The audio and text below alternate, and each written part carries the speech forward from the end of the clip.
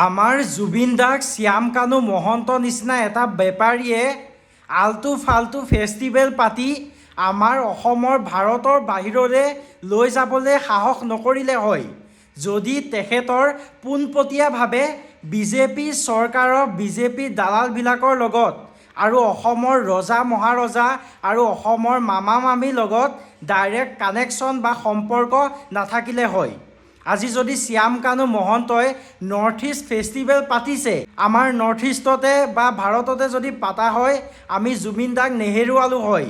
ছিংগাপুৰত পাতিছেগৈ আৰু নিজৰ স্বাৰ্থৰ বাবে আমাৰ অসমৰ সম্পদ জুবিন দাক ব্যৱহাৰ কৰিছিল। আৰু এতিয়া তেখেতৰ ওপৰত কেছ দিলে কি লাভ আছে? তেখেতেতো অসমৰ ৰজা মহাৰজাৰ একেবাৰে গাত লাগি থকা ক্ল'জ ফ্ৰেণ্ড হয়। তেখেতক একো নকৰে এতিয়া। যদি শ্যাম কানু মহন্তৰ বাবে আমি জুবিন দাক হেৰাইছোঁ, তেনেহ'লে আমি এইখন চৰকাৰৰ বাবে আৰু মামাৰ বাবে আমি জুবিন দাক হেৰাইছোঁ। চাবলগীয়া কথা, এইবিলাক নিউজত নিদিয়ে, কিন্তু উলিয়াইছোঁ, জানিব লাগে।